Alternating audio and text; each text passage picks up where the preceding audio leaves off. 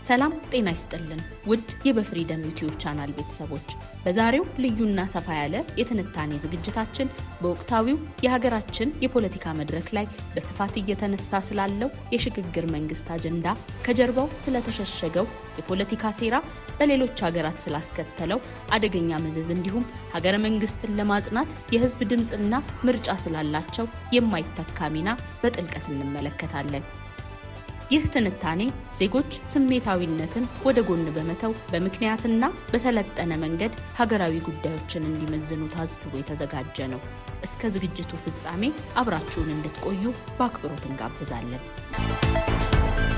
በአሁኑ ወቅት አንዳንድ የፖለቲካ ተዋናዮች ሀገርን ከቀውስ ለማዳን ብቸኛው መፍትሄ የሽግግር መንግስት ማቋቋም ነው የሚል ትርክት ሲያራምዱ ይስተዋላል።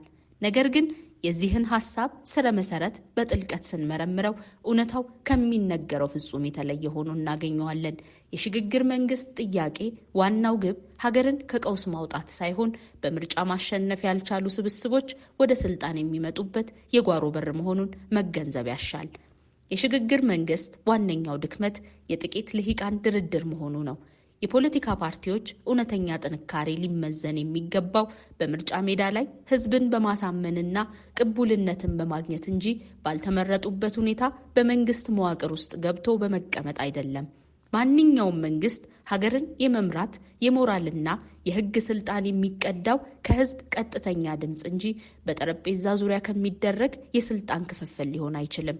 በምርጫ ያልተሰየመ አካል ስልጣን ሲይዝ በዜጎች ዘንድ ተጠያቂነት የሌለውና ለራሱ ፍላጎት ብቻ ቅድሚያ የሚሰጥ ስብስብ የመሆን እድሉ እጅግ ሰፊ ነው።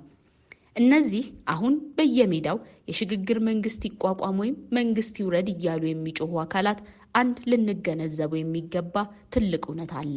እነሱ የችግሩ ቀማሽ አይደሉም፣ መሆንም አይፈልጉም። አብዛኞቹ ልሂቃንና አጀንዳ አራማጆች ቤተሰቦቻቸውን በውጭ ሀገራት አደላድለው ራሳቸውን ከማንኛውም የጸጥታ ስጋት አርቀው ነው ፖለቲካውን የሚዘውሩት። ሀገሪቱ ወደ ሁከትና የሽግግር ትርምስ ውስጥ ብትገባ ቀዳሚ ሰለባ የሚሆነውና ዋጋ የሚከፍለው በዕለት ተዕለት ላቡ የሚተዳደረው ምስኪኑ ዜጋ እንጂ የፖለቲካ ቁማርተኞቹ አይደሉም። የሌሎች ሀገራት የሽግግር መንግስት ተሞክሮና አሳዛኝ መዘዞች። ውድ የቻናላችን ቤተሰቦች፣ ይህንን የሽግግር መንግስት አጀንዳ ይበልጥ ግልጽ ለማድረግ የሌሎች ሀገራትን እውነተኛ ታሪክና ያሳለፉትን አሳዛኝ ተሞክሮ በጥልቀት መፈተሽ እጅግ አስፈላጊ ነው። አንዳንዶች የሽግግር መንግስት ሰላም ያመጣል እያሉ የሐሰት ተስፋ ሲሰብኩን፣ በተግባር ግን በሌሎች ሀገራት የታየው ውጤት ከዚህ ፍጹም ተቃራኒና ሀገርን እስከ ማፍረስ የደረሰ ነው። እስኪ የተወሰኑ ሀገራትን ተሞክሮ በዝርዝር እንመልከት። የሱዳን እልቂት። ወደ ሩቅ ሀገር ሳንሄድ በቅርብ ርቀት የምትገኘውን ጎረቤታችን ሱዳንን መመልከት በቂ ነው። በሱዳን የነበረውን አምባገነን ስርዓት ተከትሎ ሀገሪቱን ወደ ዲሞክራሲ ያሸጋግራል የተባለ የሽግግር መንግስት በሲቪልና በወታደራዊ ኃይሎች ጥምረት ተመሰረተ። ውጤቱ ምን ሆነ? የሽግግር መንግስቱ አባላት በስልጣን ክፍፍልና በጥቅም መሻኮት ጀመሩ።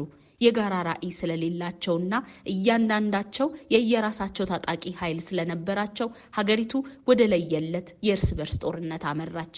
ዛሬ ሱዳን ያለችበትን ሁኔታ ሁላችንም እናውቀዋለን። በሚሊዮኖች የሚቆጠሩ ዜጎች ተፈናቅለዋል። ውብ የነበረችው ካርቱም ወደ ፍርስራሽነት ተቀይራለች። ንጹሐን በየቀኑ ያልቃሉ። የሱዳን የሽግግር መንግስት ለሰላም ድልድይ ሳይሆን ሀገርን ወደማያባራ ጦርነትና የመፈረካከስ አደጋ የከተተ አደገኛ ቁማር ሆኖ አልፏል። ሊቢያ። ወደ ሰሜን አፍሪካ ስናቀና ደግሞ ሊቢያን እናገኛለን። ከሙአመር ጋዳፊ ውድቀት በኋላ ሊቢያውያን በሽግግር መንግስት አማካኝነት የተሻለች ሀገር ለመገንባት ሞክረው ነበር። ነገር ግን በምርጫ ያልተመሰረተውና የህዝብ ቅቡልነት ያልነበረው የሽግግር ምክር ቤት ሀገሪቱን አንድ አድርጎ ለመምራት አልቻለም። በአጭር ጊዜ ውስጥ ሀገሪቱ በምስራቅና በምዕራብ ለሁለት ተከፈለች። እያንዳንዱ የሽግግር መንግስት አባል የየራሱን የውጭ ደጋፊ ይዞ ስለመጣ ሊቢያ የውጭ ኃይሎች የጦር አውድማ ሆነች። ዛሬ ሊቢያ አንድ ጠንካራ ማዕከላዊ መንግስት የላትም። የነዳጅ ሀብቷ በታጠቁ ቡድኖች ይዘረፋል። ዜጎቿም ለከፋ ስቃይ ተዳርገዋል። ይህ የሽግግር መንግስት የፈጠረው የስልጣን ባዶነት መዘዝ ነው። የመን በመካከለኛው ምስራቅ የምትገኘው የመንም ሌላዋ ትልቅ ማሳያ ናት። በ2011 በተካሄደው ህዝባዊ አመጽ ማግስት ዓለም አቀፍ ማህበረሰቡ ጣልቃ ገብቶ የሽግግር መንግስት እንዲቋቋም አደረገ። ሆኖም ይህ የሽግግር ሂደት ሁሉንም ታጣቂ ኃይሎችና የፖለቲካ ልሂቃን ማስታረቅ አልቻለም።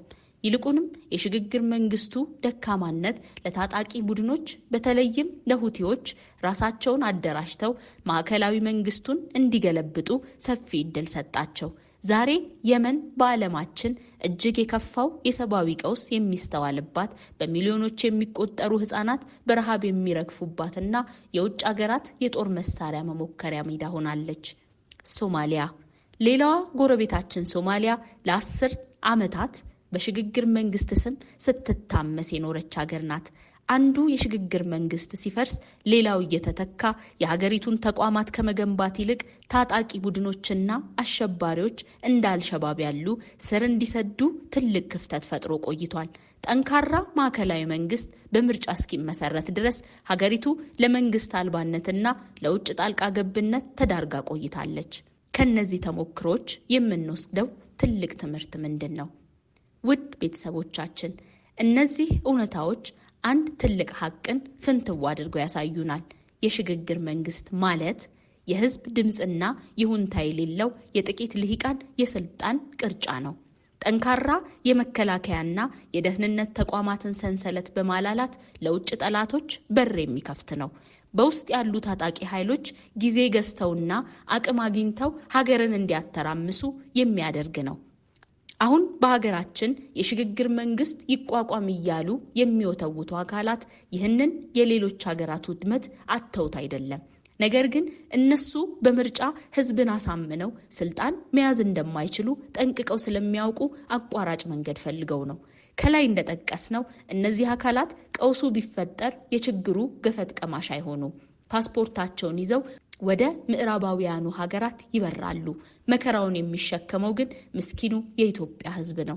ስለዚህ ሀገረ መንግስታችንን ለማጽናትና ከዚህ አጥፊ አዙሪት ለመውጣት ብቸኛው መንገድ ህገ መንግስታዊ ስርዓቱን አክብሮ ተቋማትን አጠናክሮ በምርጫ ተወዳድሮ ማሸነፍና የህዝብን እውነተኛ ቅቡልነት ማግኘት ብቻ ነው። የኢኮኖሚ መዘዝና የሀገረ መንግስት ግንባታ ብቸኛው መንገድ።